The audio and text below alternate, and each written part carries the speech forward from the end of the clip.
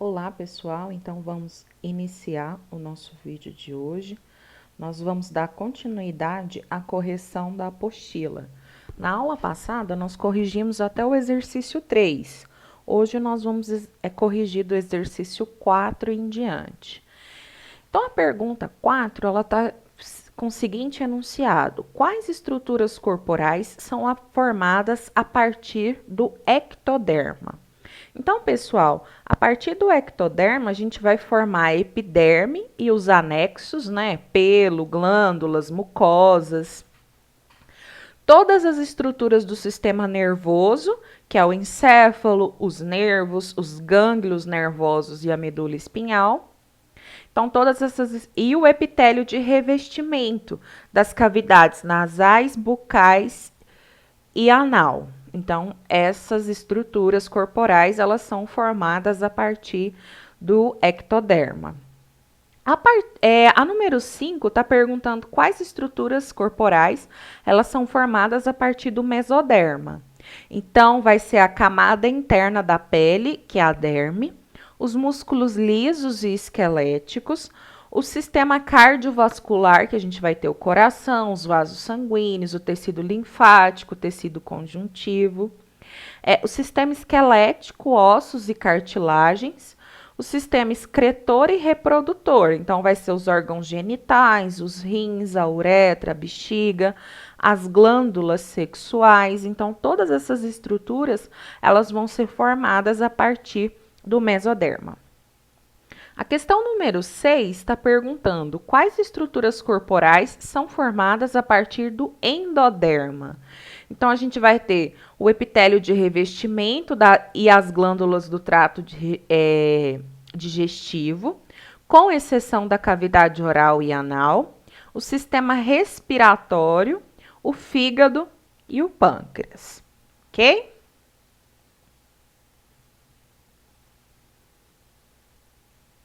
Próxima questão. Quais são os tipos de tecidos encontrados nos organismos dos vertebrados? A gente vai ter o tecido muscular, o tecido nervoso, o tecido conjuntivo e o tecido epitelial. Então, vão ser esses tecidos. Tá pedindo aqui na questão 9. Quais são as características do tecido epitelial? Então, esse tecido epitelial, ele reveste a superfície externa do corpo, as cavidades corporais internas dos animais também. Ele desempenha várias funções, como proteção do corpo, que é a pele, absorção de substâncias úteis através do epitélio intestinal e a percepção de sensações da pele, dependendo do órgão que localiza. Então, vai ter sensação de frio, de calor, de dor, de pressão, através do tecido epitelial, ok? A questão 10 está pedindo as características dos epitélios, o epitélio simples, né? Então, o epitélio simples, ele é formado por uma única camada de células e ele é chamado de epitélio simples ou uniestratificado.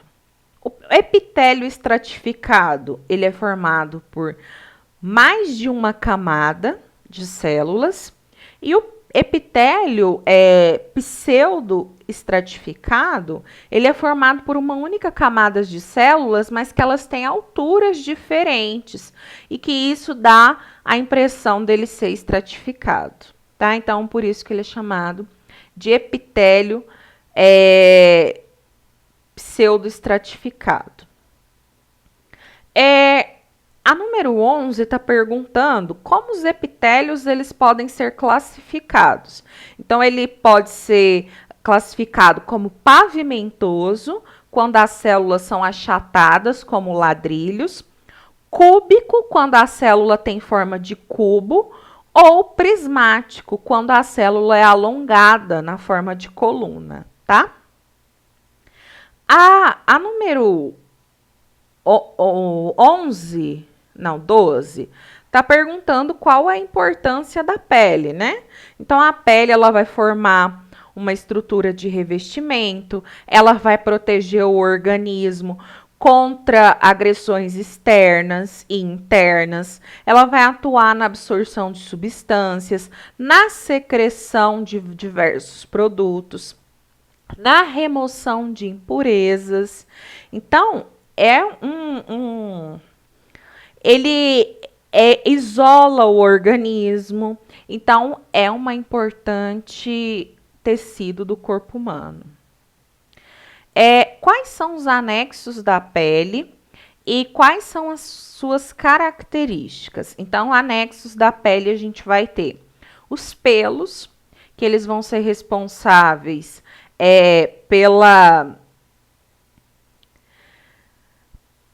proteção contra o atrito, né? A gente ajuda também na manutenção da temperatura corporal. A gente vai ter as unhas que vão proteger a ponta dos dedos, que é uma região muito vascularizada, que ela é muito sensível.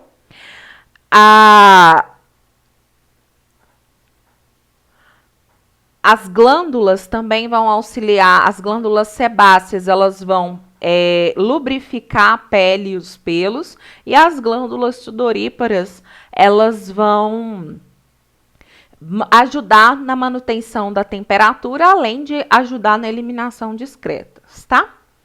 A número 14 está perguntando qual a função das microvilosidades do intestino. Então, a função dessas microvilosidades do intestino é aumentar a área de contato, aumentar a superfície de absorção. Então, o intestino, quando ele é esticado, ele é muito maior. Então, aumenta a área de contato, aumenta a área de absorção, ok? Aqui está perguntando, na 16, qual a função das glândulas. Aí a gente vai ter aí as glândulas exócrinas. Essas glândulas exócrinas, elas vão eliminar os produtos que elas produzem através de ductos. Por exemplo, a gente vai ter aí as glândulas sebáceas e sudoríparas. Elas vão ter ductos que vão eliminar para o meio externo os produtos, suor, lágrima. No caso dos mamíferos, as glândulas mamárias vão liberar o leite. As glândulas sebáceas, elas vão liberar o sebo. As glândulas endócrinas, elas não apresentam dutos de secreção. As secreções, os produtos, os hormônios, eles são lançados direto na corrente sanguínea. E as glândulas mistas, elas vão desempenhar o papel de glândula endócrina e exócrina ao mesmo tempo. É o caso do pâncreas. Ele atua como glândula exócrina quando ele lança enzimas digestivas para o intestino delgado, e como glândula endócrina quando ele libera insulina e glucagon na corrente sanguínea, tá? A número 17 está perguntando aqui: quais são as características do tecido conjuntivo, onde ele é encontrado? Então, o tecido conjuntivo, ele tem origem no mesoderma. Ele vai se caracterizar por apresentar diversos tipos de células imersas em uma grande quantidade de material extracelular, que é uma substância amorfa ou matriz, que é sintetizado pelas glândulas do tecido. A matriz é uma massa amorfa, quer dizer que ela não tem uma forma própria. Ela é gelatinosa e transparente. Ela é constituída principalmente por água e glicoproteínas e uma parte fibrosa de natureza proteica, as fibras do tecido conjuntivo. As células do tecido conjuntivo, elas podem se apresentar de diversas formas e diversos tipos, ok?